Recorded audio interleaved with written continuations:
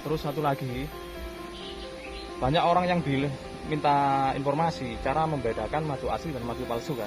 Nah, gini, sebelum kita ke sana, madu itu beda lebah, beda hasil. Contohnya, misalnya saya budidaya di sini, hasilnya itu tidak sama. Misalnya kita taruh jenisnya kan beda-beda, nah, otomatis hasilnya juga beda.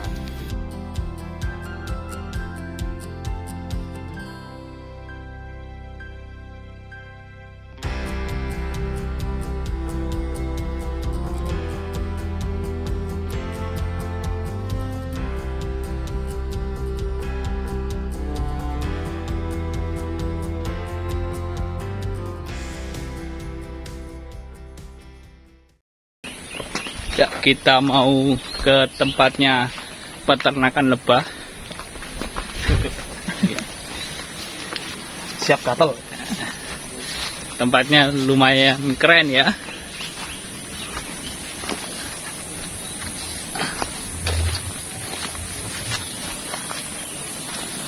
Jadi, Mas, mana jadi pakai celana panjang? Iya, aku gak kepikiran sampai semin. Kira kayak kebun biasa. Ternyata ya rungsep juga. Ini dengan Mas Wahyudi. Datang di tempat budidaya sederhana saya. Nggak banyak, tapi cukup kalau buat edukasi. Ini untuk jenis madunya apa ini?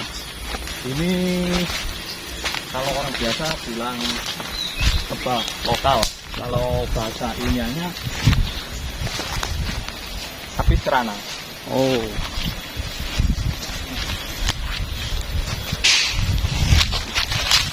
Oh, ini sarangnya ya. Hati-hati tanpa APD loh ya. Iya. Awas pupuk kandang.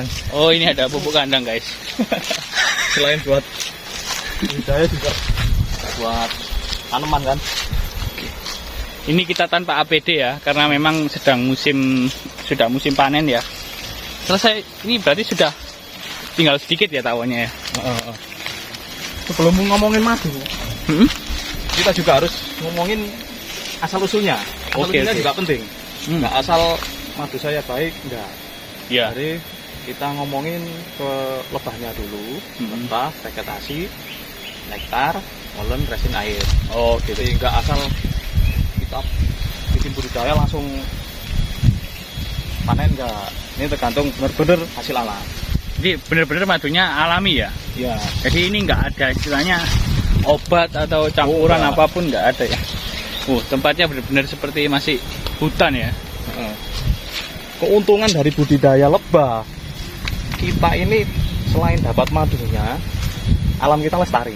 Oh, karena kenapa bisa ya? Kita kan harus vegetasinya dulu kan, jaga vegetasi, jaga alam, gitu kan. Jadi otomatis alam kita terjaga. Oke.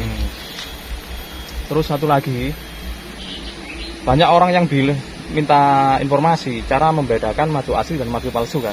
Nah, gini, sebelum kita ke sana, madu itu beda lebah, beda hasil. Contohnya, gitu. misalnya saya budidaya di sini, hasilnya itu tidak sama. Misalnya kita taruh jenisnya kan beda-beda, nah, otomatis hasilnya juga beda.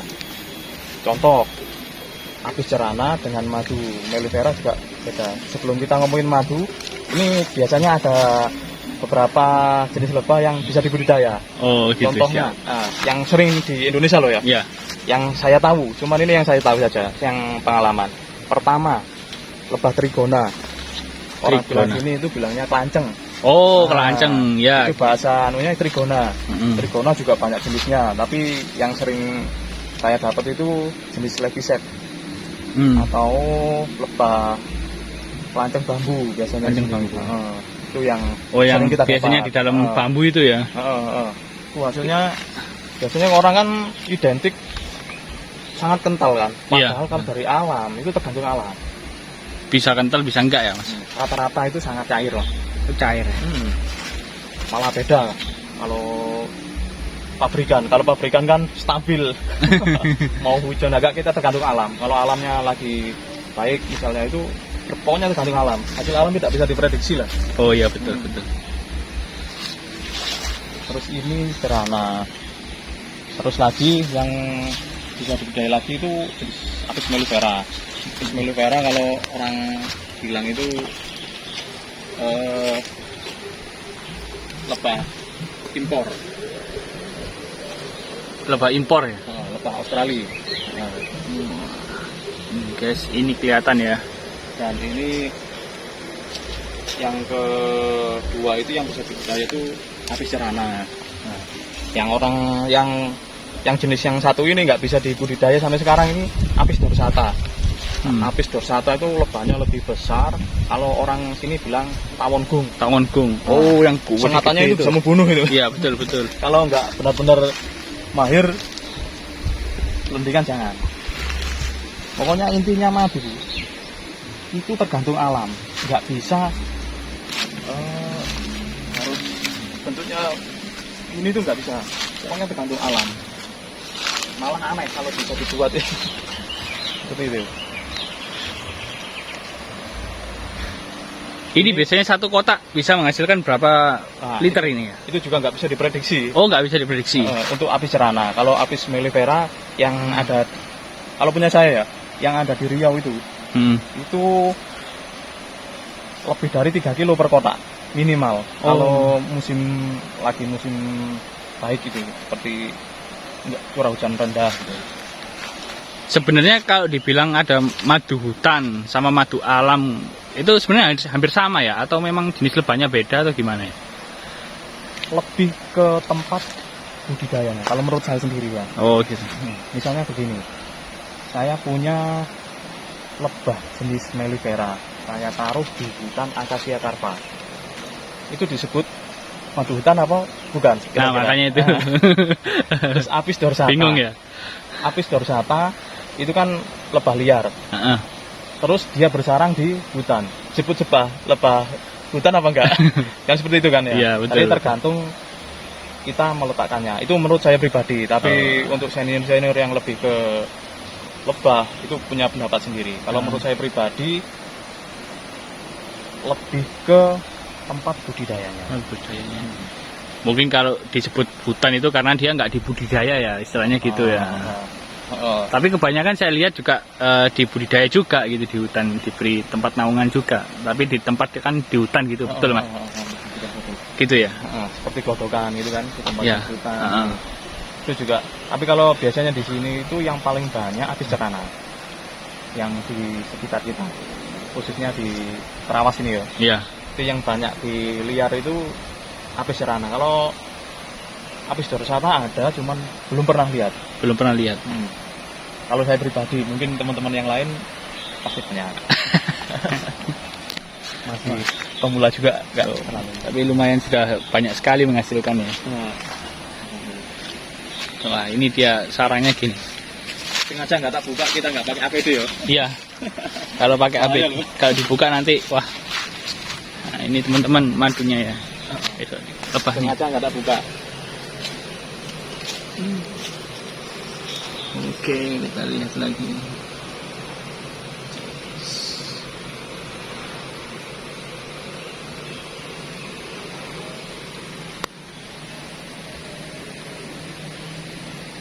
Tuh. Nah, ini salah satu contoh madu yang dihasilkan oleh lebah Apis mellifera yang saya panen di Riau sama tim. Di Riau. Sama tim.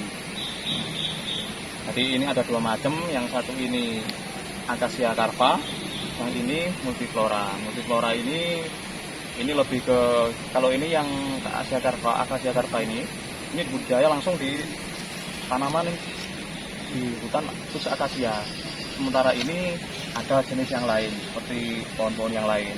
Jadi menghasilkan warnanya ini perbedaan cuma warnanya. Khusus akasia ya. Acacia carpa, dominan Acacia carpa. Dominan lah ya. Jadi tetap masih ada campuran tapi enggak terlalu dominan. Ya, untuk vegetasinya ya, bukan madunya. Ada campuran vegetasinya itu lebih ke banyak jenis floranya itu yang disebut multiflora. Kelebihannya dari akasia ini murni. Ini nektarnya sepanjang tahun. Nektarnya sepanjang tahun, jadi kita nggak perlu mindah-mindah seperti kalau kita di tempat yang lain. Jadi lebih ke kemurniannya. Berarti mengikuti ini ya, apa? Alamnya itu maksudnya berkembang itu dia nggak kenal musim gitu ya. Akasia carpa ini kelebihannya di situ. Kalau untuk multiflora ini biasanya di bulan 5 kalau saya sendiri. Tapi kalau teman-teman yang lain lebih ahli mungkin lebih tahu. Tapi kalau saya ini biasanya di bulan 5, 6 itu menghasilkan yang seperti ini dia.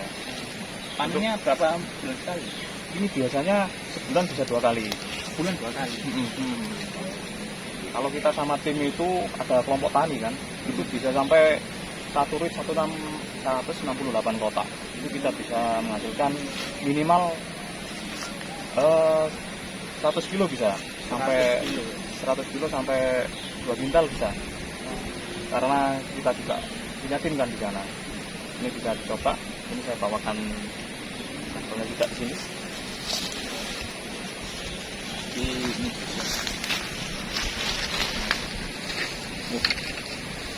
fokus tak? Jadi ini lebih terang ya, kalau akasia lebih hitam, lebih gelap ya. Seperti ini. Nah, seperti ini. Nanti rasanya juga kalau untuk akasia di Jawa itu orang menganggap itu aneh karena di Jawa sudah terbiasa dengan madu-madu yang biasa itu nggak apa-apa.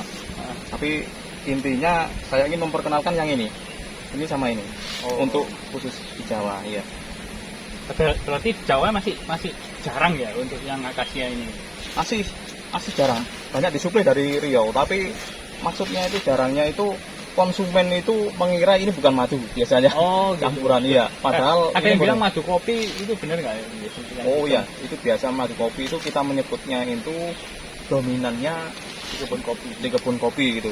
Biasanya ada randu, kopi, rambutan, itu kita di budidaya di vegetasi yang dominannya madu. Biar kita mudah nyebutnya gitu loh. Enggak seperti itu. Bisa dicoba langsung gitu. Kita coba yang ini ya.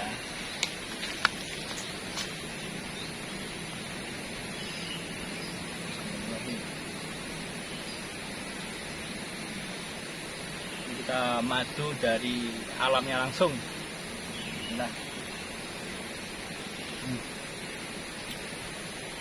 mungkin rasanya agak aneh kan, padahal itu murni. Biasanya yang murni itu memang agak aneh, tapi memang ini benar-benar dari alam. Dari alam ya. Kalau menurut saya sih, saya sendiri lebih seneng yang murni, soalnya kan rasanya juga khas gitu ya.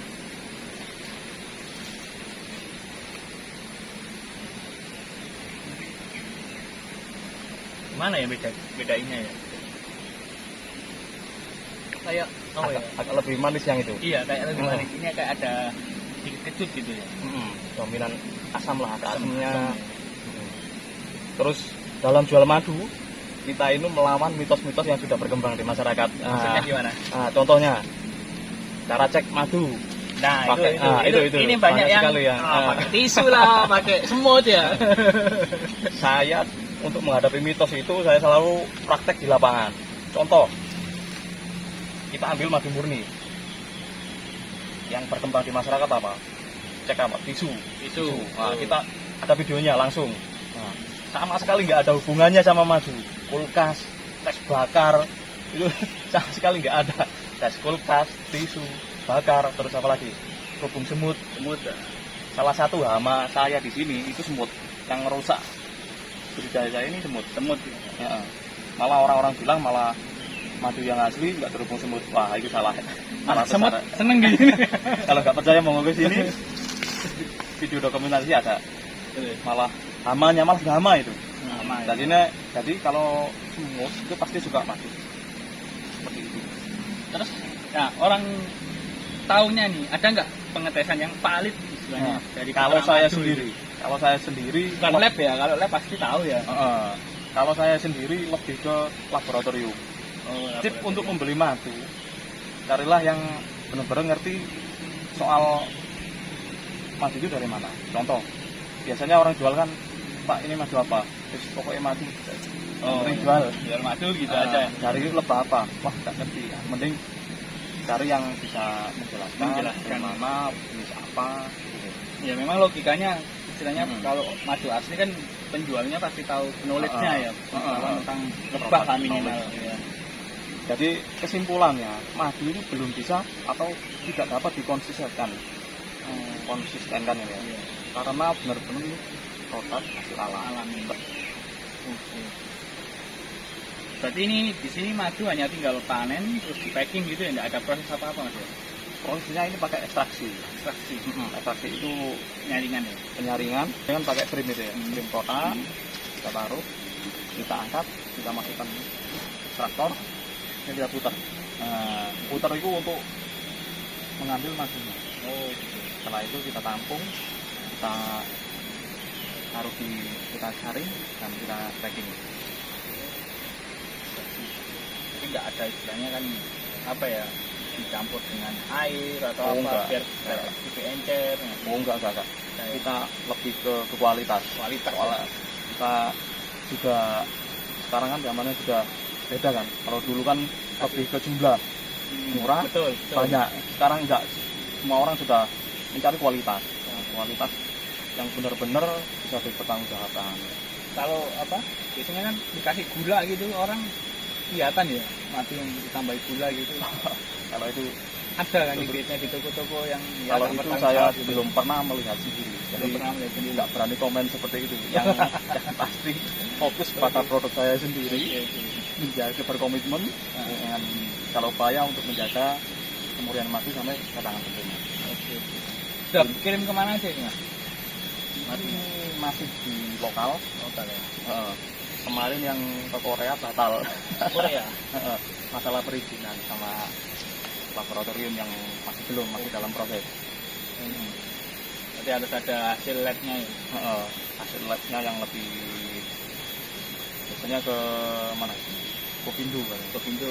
Wah, yang teman-teman yang sudah senior dulu. Nanti masih dalam proses. Ini masih di PIRT, Penyegar. untuk lokal ya istilahnya. Lokal. Ini ada tips apa aja buat teman-teman yang pengen konsumsi madu gitu? Mungkin ada tips Untuk saya sendiri, biasanya kan kita kan hobi goes kan. Nah, alangkah baiknya kita pakai madu sebelum goes. Cukup 1 sendok sebelum makan. Sudah cukup. Itu untuk aktivitas itu Untuk ya? aktivitas sehari-hari ya. Kalau lebih baiknya sih rutin tiap hari. Kalau misalkan ini kan ada nggak dampak buruk kalau kebanyakan madu? Sampai saat ini belum. Tapi untuk yang punya penyakit diabetes, saya sarankan untuk konsultasi dulu ke dokter. Kalau saya sendiri itu, Ya, ke dokter dulu. belum tahu ya kan? Kalau diabetesan kita juga nggak tahu kan kondisinya diabetesnya seperti apa kan ada tipe-tipenya sendiri diabetes itu. Jadi lebih baik ke dokter dulu. Kalau saya menyarankan ke dokter dulu. Jadi aman ya, buat siapapun pasti aman ya. Aman. Terus kadang ada yang bilang ada busanya gini ya. Nah ini pertanda apa ya? Ada busa, kadang ada yang nggak ada busanya gitu. Kalau busanya ini kadar airnya tinggi, tapi ada fermentasinya. Fermentasi Dari kandungan madu itu sendiri.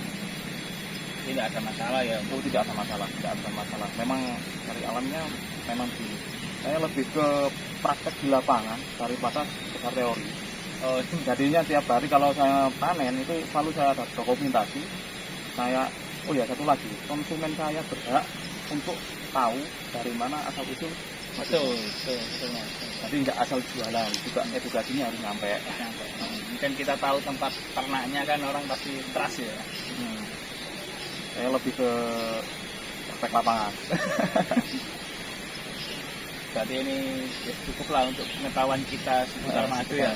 Jadi paling tidak bisa kita tahu lah mana peternak yang baik dan peternak yang dan tanda kutip penjual yang mungkin memanfaatkan nama-nama peternak itu untuk keuntungan sendiri. Oke Mas Yudi, terima kasih banyak waktunya. Ya, ini kita ya nanti kalau video sudah tayang saya kabari. Oke, terima kasih. Assalamualaikum warahmatullahi wabarakatuh.